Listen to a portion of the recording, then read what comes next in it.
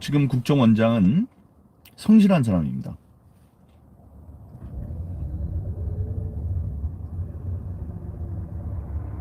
근데 그 성실함에 놀랐는데 제일 처음에 어떻게 만났냐면 제가 민주당의 출입 기자였어요. 정치부 민주당 출입 기자. 그 당시 야당이었죠. 처음에 들어가면 이제 여야의 당 출입 기자 정치부에서 정치부의 제일 처음은 행정부예요. 행정부. 행정부라는 거는 국무총리실, 외무부 두 개가 있습니다. 총리실에서 총무처, 법제처 이런 것도 다 같이 해요. 다음에 이제 외무부의 이진 역할도 하고. 다음에 이제 청와대가 있죠. 행정부에는 큰 출입처죠. 청와대 총리실. 그다음에 당의 여당, 야당 이렇게 되는데 제가 총리실 출입을 하고 여당 출입을 아니 그러니까 야당 출입을 먼저 시키죠. 그때 이제 민주당의 말진이었습니다. 민주당에는 한 4명쯤 출입을 하고 여당에는 한 7, 8명이 출입을 해요. 이제 그렇게 세력 분포가 됐었죠.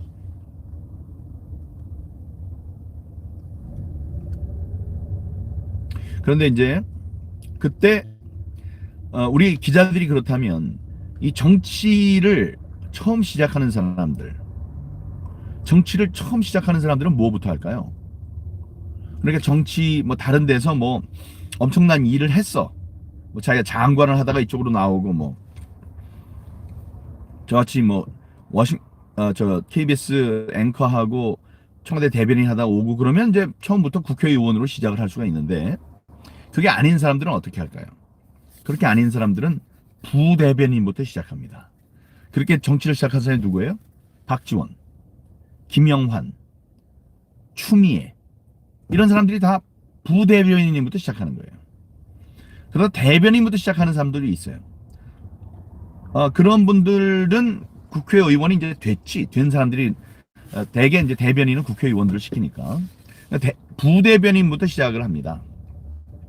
김영환은 학생운동가였고 치과 의사, 그다음에 시인 이런 사람이었고 추미애 판사 출신인데 선거할 때 김대중 씨가 부대변인으로 이제 데려다 놨고 그때 박지원 부대변인 하고 이렇게 서로 이제 알력이 있고 그렇더라고요. 뭘 시켜 대변인이었나 뭐 박지원 그래서 부대변인한테 뭘 시키면 그냥 웃고 안 하더라고 추미 당시. 그러니까 좀 점잖은 거는 대변인들이 하고 좀 날이 선 거는 부대변인들이 하고 그러는데 그 부대변인한테 그런 얘기를 좀 하나 쓰라고 그랬더니 안 하더라고. 그냥 웃고 말더라고요. 그러니까 우리의 정치부의 막내는 야당의 말진인데 그 야당 말진이랑 같이 노는 사람들이 당의 기자실의 부대변인이에요. 그렇게 이제 시작을 하는 거예요. 그러다가 대변인이 되고 또 열심히 하다가 뭐 당뇨 인정을 받아서 눈에 띄어서 저 선거에 나가고 그래서 국회의원이 되고 그런 거죠. 박지원 지금 국정원장은 당시에 미국의 뭐 한인회 회장 이래서 이 정치를 하고 싶어서 굉장히 애를 썼어요. 정치가 자기한테 맞는다 이렇게 생각을 해서.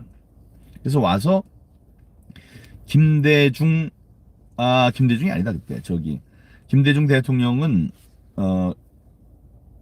선거에서 진 다음에 정계 은퇴를 선언하고 영국으로 갔고 영국 가면서 이쪽에 남겨둔 사람들이 이제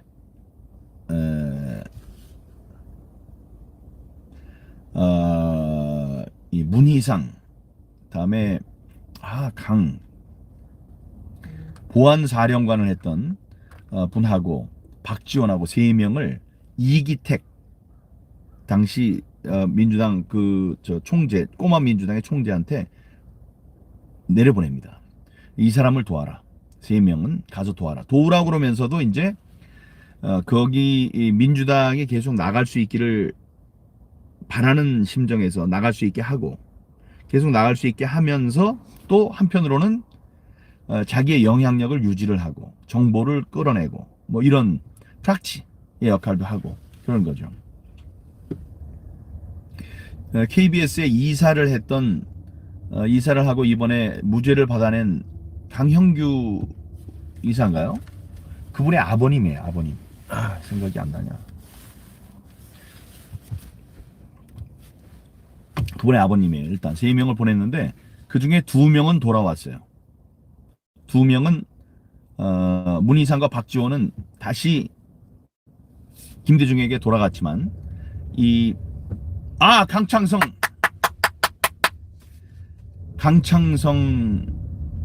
씨는 강창성 보안사령관은 이기택의 사람으로 남습니다. 참, 그게 참 그렇더라고요. 그러니까 둘 사이에 갈등이 빚어지는 거예요. 갈등. 김대중이 자기의 수하 3명, 가장 아끼는 3명을 이기택한테 보냈는데 그 중에 2명은 돌아와요. 김대중이 돌아왔을 때. 다시 이쪽으로 온다고. 근데 강창성 보안사령관은 오질 않아요. 이기택 쪽에 있는다고.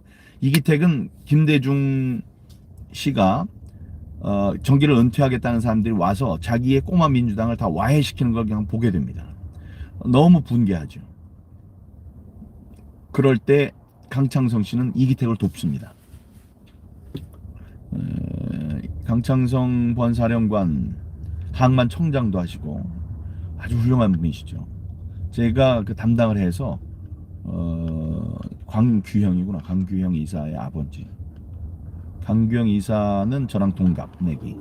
강규형 이사는 둘째 아들이라고 하는데 하여간 그런 상황이었어요. 문희상은 당시 이기택의 비서실장을 합니다. 박지원은 대변인을 합니다. 강창성은 무슨 고문 뭐 비슷하게 했을 거예요. 옛날 얘기네. 그게 벌써 옛날 얘기죠. 제가 뭐 초창기였으니까. 그때 이제 박지원이 왔는데 박지원은 왜 제가 그 부지런한 사람이냐라고 하냐면은 제가 말진이니까 아침에 옛날에는 정치인들의 밥상머리가 아침 조찬 회동이 있었어요. 조찬 회동을 하면 그게 뉴스의 진원지였습니다. 그러니까 아침마다 김대중, 김영삼, 뭐 이기택, 김대중, 이기택, 뭐 하여간 그렇게 해서 다 사람들이 아침을 줘요. 그러면 수십 명이 오는 거예요. 기자들을 포함해서. 그러면 기자들이 딱 모여서 먹는 데는 당 총재나 당 대표가 와서 같이 먹습니다. 없으면 그 부인이 와서 먹기도 하고 아니면 거기에 같이 얼굴 도장 찍으려고 왔던 그 밑에 수하에 있는 분들이 와서 이야기를 해주고 말동무도 해주고 그다음에 대변인도 거기 와서 이제 기자들에게 브리핑도 하고 그런 거예요. 그래서 그 집을 찾아가는 거예요. 부가연동에 있는 이기택 집에 가면 이기택 총재의 집에 가면 이기택 총재는 아주 기골이 장대하고 얼굴이 잘생기고 고려대학교 총학생회장 출신의 그 국회의원이었습니다. 선수가 많았고. 근데 그분은 어렸을 때 정치에 뛰어들었죠. 일단 말씀드렸다시피 키가 크고 얼굴이 잘생겼어요. 그 부인 이경의 여사는 메이 퀸 출신입니다. 메이 퀸 출신이에요. 그러니까 이화여대의 메이 퀸 출신으로 자기는 당시에 최고의 남자를 골라서 결혼을 해요. 그게 이기택이지. 대통령을 만든다. 뭐 이런 생각으로. 하이브리드 시스템을 점검하십시오. 이거 점검하러 갈 시간이 없네. 와, 벌써 이게 언제부터 이게 가다 말다 딱 사라졌어.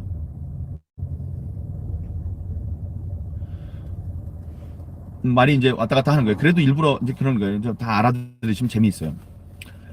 그래서 이경의 여사는 남편이 잘 되게 하기 위해서 자기의 콩팥까지 떼서 남에게 이식을 합니다. 그런 아주 강한 분이었죠. 용모도 아주 빼어나고 아주 당찬 분이었어요. 뭐 120, 30kg 되는 그 저기 이기택 총재의 그 보디가드들, 경호원들의 등짝을 빡빡 때리면서 야 임마 막 이러면서 하시던 그런 분이었어요. 근데 이제 거길 가면 이기택 당시 민주당 총재니까 민주당 대변인인 박지원 대변인이 와요. 와. 근데 그 전날 아무리 술을 먹어도 와. 정말 부지런하더라고요. 우리랑 똑같이 술 먹고 밤에 어떤 일이 있었는지를 아는데도 와. 근데 자기 말로 몇 년 동안 하면서 2번을 빠졌대요. 그때 대취해서 빠졌다 이러더라고요. 그 몇 년 동안의 대변인 생활을 하면서 한 2년 동안 하면서 딱 2번만 새벽에 총재 집에 못 갔다고 하는 거니까 그것도 대단한 일이에요.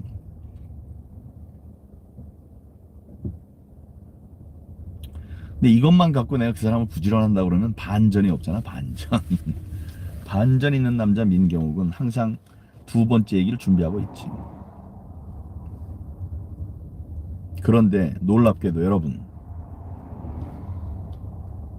이 사람은 여기에 2번 빠졌지만 한 번도 안 빠진 곳이 있었어요. 어디냐? 당시 일산이었지, 일산이었겠죠? 일산이었던 것 같은데 일산에 있는 김대중 씨의 집에는 한 번도 안 빠졌어요. 이게 무슨 얘기냐 하면 새벽에 2군데를 다녔던 거예요. 와,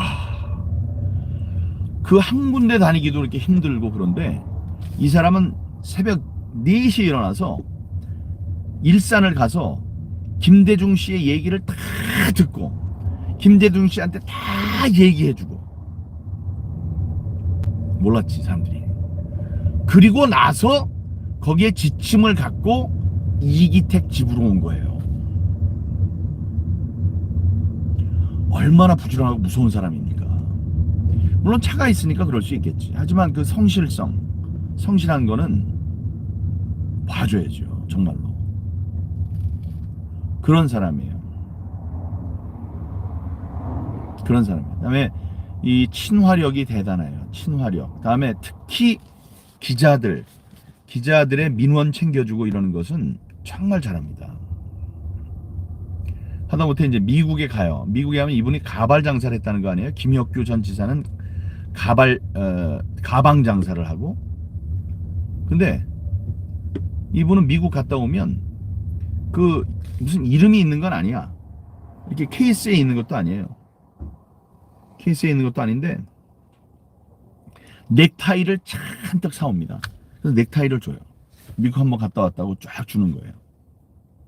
그리고 뭐 그러니까 그 당시에 저쪽은 손학규 대표가 대변인이었어요. 여당의 대변인은 손학규, 야당의 대변인은 박지원. 그랬는데 항상 손학규보다 잘했어요. 기자들한테. 그런 사람입니다, 박지원.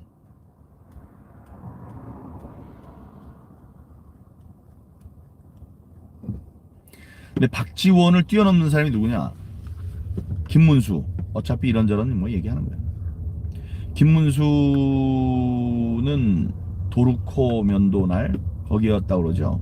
그쪽에 들어가서 위장 취업을 한 다음에 서울대 경영학과 출신. 근데 이제 위장 취업을 해서 경제학과 출신인 것 같아요.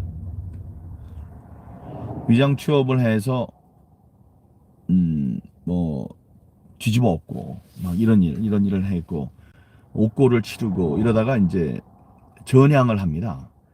전향을 해요. 화려한 전향을 해서 당시 뭐 한나라당 그쪽에 공천을 받죠.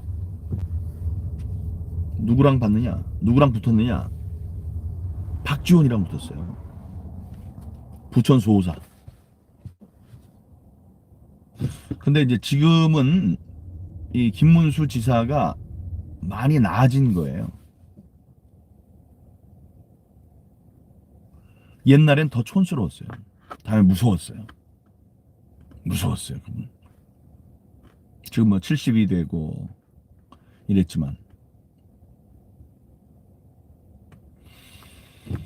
그분이 이제 촌스러웠어요. 박지원은 아주 뭐 당시 보면 뭐 자기 시장도 잘하고 옷을 정말 잘 입고 베스트 드레서예요. 그리고 사람들 이렇게 대하는 것도 굉장히 유순하고 세련되고 이랬습니다. 그런데 박지원 국정원장은 대학을 어디 나왔을까요? 나쁘다는 게 아니고 단국대학교를 나왔습니다. 단국대학교. 단국대학교를 잘 나왔는지 모르겠어요. 그런데 이제 여기에 김문수의 무서운 수가 하나 생기는 거예요. 어떻게 하느냐. 가만히 놓고 이제 박지원, 김문수의 사진을 놓고 밑에 단국대, 서울대 경제학과 이렇게 놓고, 자, 이 사람이 어디 대학교를 나왔는지 이렇게 그어보세요. 그러면은 한 80%는 박지원을 이쪽 그 서울대 경제학과 나왔다 그러고 저기 뭐야 김문수는 저쪽 단국대 뭐 어디 나왔다고 그럴 거예요. 근데 이제 김문수는 억울하잖아요. 근데 전략을 잘 세워야지 자기가 국회의원이 될 수 있잖아. 딱 붙었는데 그때 박지원은 모르는 사람이 없었어요. 그냥 텔레비전에 매번 나오는 거예요. 기자들한테 그렇게 잘하니까 텔레비전에 매번 나오는 거예요. 정말. 그래서 자기가 제 집사람의 미 다니는 병원이 거기에 있었기 때문에 그 지역구였기 때문에 내가 알고 뭐 아버님이 잠깐 편찮으실 때 거기까지 오더라고요. 박지원 후보가 거기까지 와서 이렇게 뭐 병문안을 하고 그래서 내가 참 감사했던 일이 있는데 그때 나와서 하는 얘기가 이거예요. 요즘은 뭐 이렇게 지나가가지고 약국에 들어가고 그러면서 내가 박지원입니다라고 얘기를 합니다. 그런데 아니 그 사람들이 나를 못 알아봐 이럴 정도였어요. 그러니까 자기는 모든 사람들이 다 안다고 생각을 한 거였죠. 그 정도로 텔레비전에 그냥 나와서 하루에 몇 번씩. 근데 김문수는 어떤 전략을 세웠는지 아세요? 이렇게 하면 어땠을까? 여러분, 나는 이 단국대학교 나오신 분들이 계시는데 괜히 대학교 얘기를 했나? 그러니까 단국대학교에 나온 것 같이 생겼지만 사실 저는 서울대 경제학과 나왔고 저 사람은 서울대 경제학과 나왔을 것 같지만 사실은 저 사람이 단국대가 나왔습니다. 사람은 제가 똑똑합니다. 여러분 제가 똑똑해요. 라고 얘기를 했으면 사람들이 너 잘났다 임마. 그래 너 잘났어. 네 똥 굵어. 네 똥 굵어서 내가 너 안 찍어줘 이 새끼야. 이럴 수 있잖아요. 잘난 척하는 놈이 제일 나야 이제 재수 없더라. 너 안 해. 안 찍어줘 임마. 이랬어요. 근데 그렇게 하지 않고 어떤 걸 썼느냐?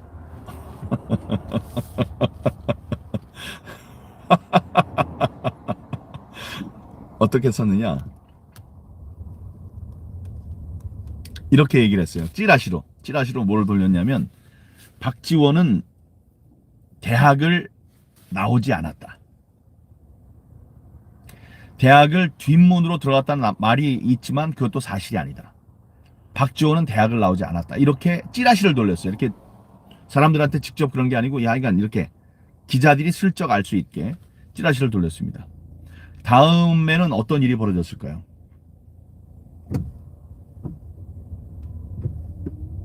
그걸 어떻게 했을까요? 그때부터 자기한테 불리한 줄 모르고 대학 얘기를 한 거는 박지원이에요. 박지원이 동네 방네 다니면서 얘기를 했어요. 저 단국대학교 나왔어요. 저 정말로 단국대학교 나왔어요. 저 정말로 이 대학교 나온 거 맞아요. 저 정말로 이 대학교 나왔다니까요. 이래버렸어요.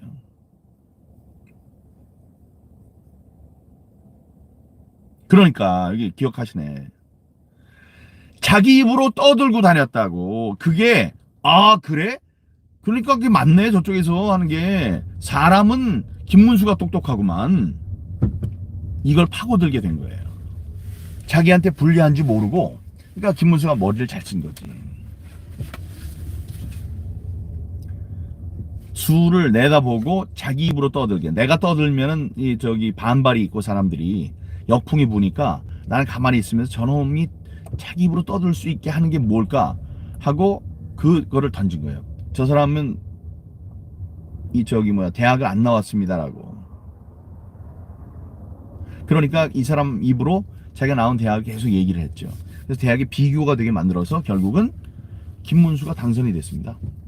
김문수 지사. 김문수 지사는 이번에 뭐 대구에 내려가서 그 떨어지기 전에는 5승 전승.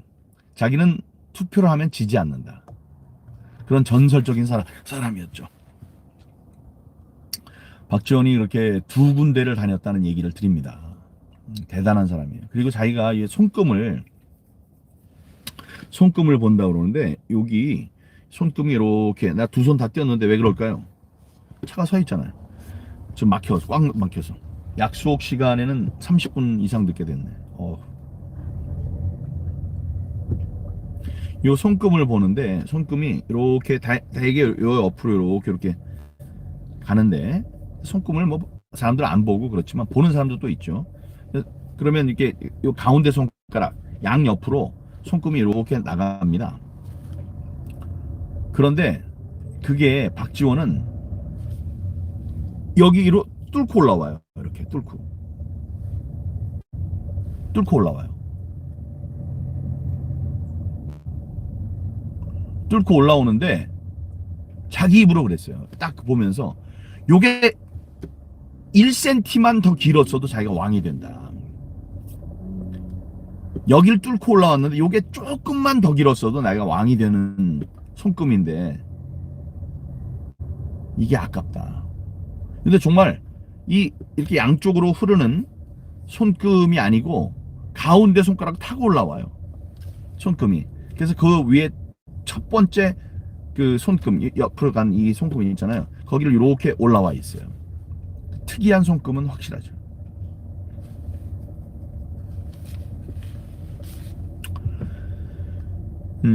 그런데 이제 오늘은 이제 그 사람에 대한 욕을 하려고 처음에 이제 제목을 그렇게 단 거죠.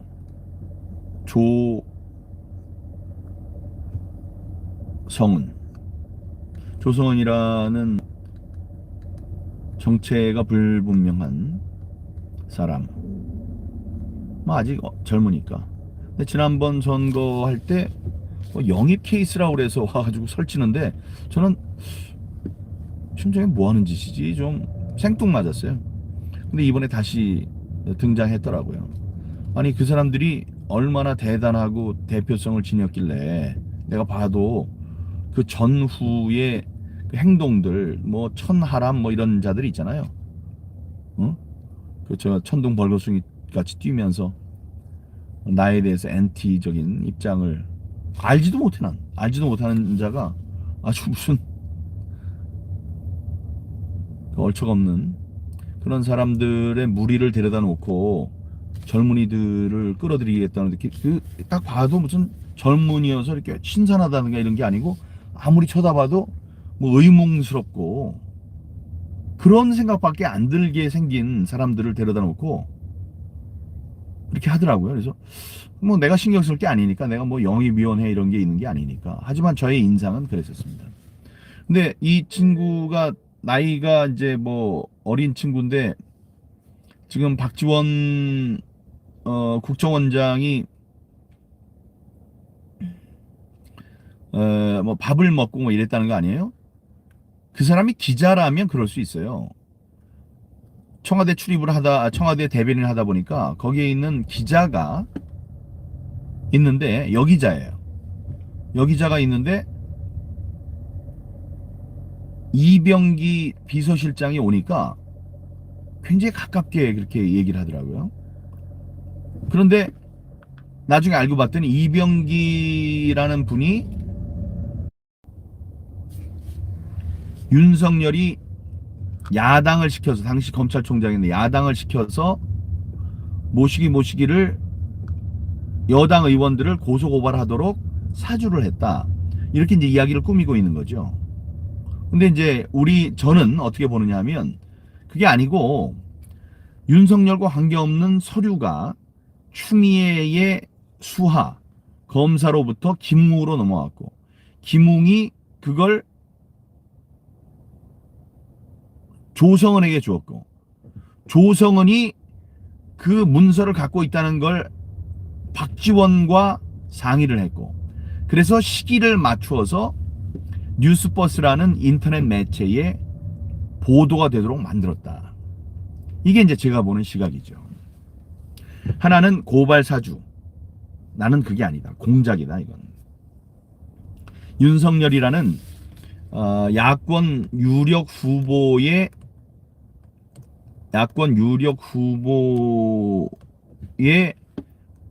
낙마를 위해서 박지원이 공작을 한 것이다. 그래서 이름도 고발 사주가 아니고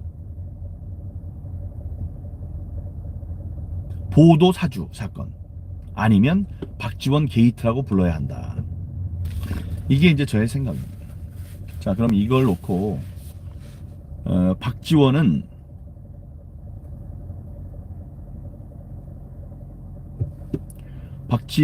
거기에 대한 책임을 지고 사퇴해야죠.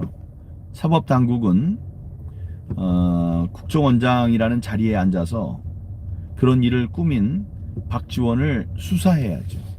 구속 수사해야죠. 박지원은 국정원장을 시킨 사람이 누굽니까?